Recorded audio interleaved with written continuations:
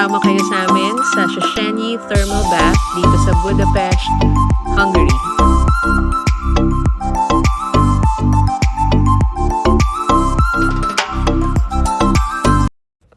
Matapos ang buong araw naming lakad kahapon para bisitahin ang iba-ibang historic places dito sa Budapest, Hungary, ngayong araw naman susubukan namin ang pinakakilala at pinakamalaking thermal bath sa kanilang syudad.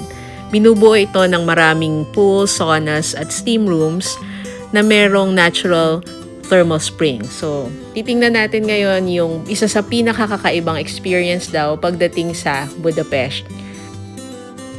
Pinili namin gamitin yung taxi app nila na Bolt ang pangalan. Madali mag-book, madali yung proseso nila ng pagbabayad, ng pag-pick up.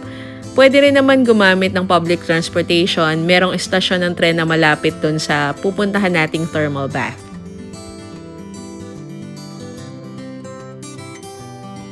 At para sa misadventure ngayong araw, nagkamali kami ng pagpinuntahang entrance. Iba pala ang entrance ng fast track ticket sa regular ticket. So, lumipat muna kami sa kabilang side. So, take note, tingnan nyo kung saan ang entrance ng ticket nyo kapag pupunta kayo dito. So, inassign na kami sa cabin namin. Ito yung itsura niya. Maliit lang yung space, pero enough na para sa amin 2 tao sa pagbibihes, paglagay ng mga gamit.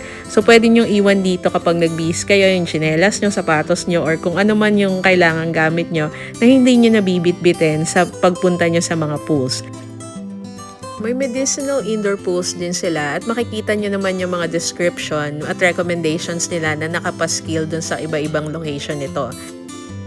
Napaka-popular din ang kanilang outdoor pools para sa mga turista dahil kahit na winter ngayon at napakalamig ng panahon dahil sa kanyang natural thermal spring, ang ganda-ganda pa rin ang temperatura at masaya pa rin gamitin ng mga turista.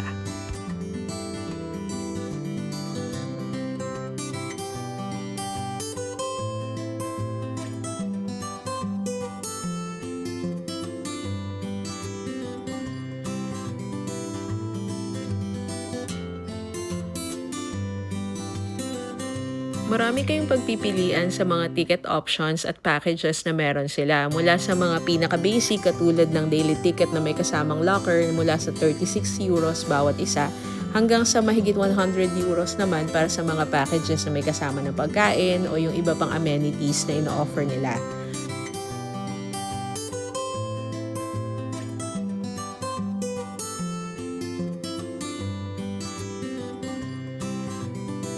Explore nyo rin yung website nila bago kayo bumisita dito sa kanilang bath. Makikita nyo dun sa website ang minimum age requirement nila sa kasalukuyan 14 years old.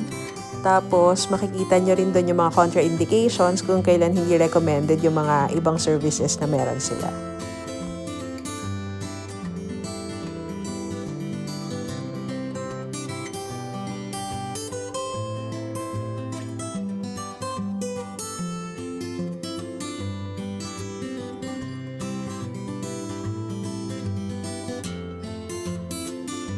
Matapos ang ilang oras sa pool, panahon naman na para magpahinga at kumain sa Day Spa relaxation area.